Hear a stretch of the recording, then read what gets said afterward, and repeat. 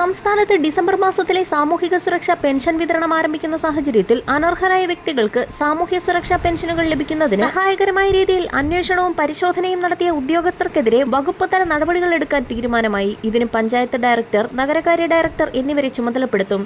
സമൂഹത്തിൽ സാമ്പത്തികമായി പിന്നാക്കം നിൽക്കുന്നവർക്ക് ഒരു കൈത്താങ് എന്ന നിലയിൽ അനുവദിക്കുന്ന സാമൂഹ്യ സുരക്ഷാ പെൻഷൻ അർഹതപ്പെട്ടവർക്ക് ലഭിക്കുന്നു എന്നുറപ്പാക്കുന്നതോടൊപ്പം അനർഹർ കൈക്കലാക്കുന്നത് തടയേണ്ടതും സർക്കാരിന്റെ സാമ്പത്തിക ഭദ്രതയ്ക്ക് അനിവാര്യതയാണെന്നും ഉത്തരവിൽ വ്യക്തമാക്കുന്നു. ഡിസംബർ മാസത്തിലെ പെൻഷൻ വിതരണ ഉത്തരവ് വരുന്ന ആഴ്ചയിൽ പുറത്തിറക്കുന്ന സാഹചര്യത്തിലാണ് ഇതിനു മുന്നോടിയായി സുപ്രധാന ഉത്തരവ് ഇന്നലെ സംസ്ഥാന സർക്കാർ പുറത്തിറക്കിയത്. സാമൂഹ്യ സുരക്ഷാ പെൻഷൻ പട്ടികയിൽ അനധികൃതമായി ഇടം നേടി വൻതുക തട്ടിയെടുത്ത സർക്കാർ ഉദ്യോഗസ്ഥരിൽ നിന്നും പണം തിരികെ പിടിക്കാൻ ഉത്തരവ് പുറത്തിറക്കിയിരിക്കുകയാണ് സർക്കാർ. കബളിപ്പിക്കലിലൂടെ അനർഹമായി തട്ടിയെടുത്ത തുക 18% പിഴപ്പലിശയടക്കം തിരികെ ഈടാക്കുന്നതിന് ധനവകുപ്പാണ് ഉത്തരവിറക്കിയത്.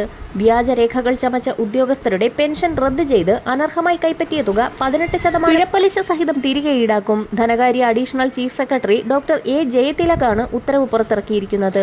ഇതോടൊപ്പം തന്നെ സംസ്ഥാനത്ത് ക്രിസ്മസിനോടനുബന്ധിച്ചുള്ള സാമൂഹ്യ സുരക്ഷാ പെൻഷൻ വിതരണ നടപടിക്രമങ്ങൾ ആരംഭിച്ചു. വരുന്നയാഴ്ച മുതൽ പെൻഷൻ വിതരണം ആരംഭിക്കുന്ന സാഹചര്യത്തിൽ ബാങ്ക് അക്കൗണ്ട് നമ്പറുകൾ നൽകിയിട്ടുള്ള ഗുണഭോക്താക്കൾക്ക് വിവിധ ഘട്ടങ്ങളിലായി 1600 രൂപയുടെ വീതം 2 ഗഡുക്കൾ എത്തിച്ചേരും. 24 ലക്ഷത്തോളം വരുന്ന പെൻഷൻ ഗുണഭോക്താക്കൾക്ക് സഹകരണ സംഘം ഉദ്യോഗസ്ഥർ വഴി ഒരുമിച്ച് തന്നെ 3200 രൂപ വീതം എത്തിച്ചേരും. ഡിസംബർ മാസം 25-ന് മുന്നോടിയായി പെൻഷൻ തുക എല്ലാ ഗുണഭോക്താക്കൾക്കും എത്തിച്ചേരുന്ന രീതിയിലാണ് വിതരണം ക്രമീകരിച്ചിരിക്കുന്നത്. വരും ദിവസങ്ങളിലെ പെൻഷൻ അറിയിപ്പുകൾക്കായി ചാനൽ സബ്സ്ക്രൈബ് ചെയ്യാൻ മറക്കാതിരിക്കുക.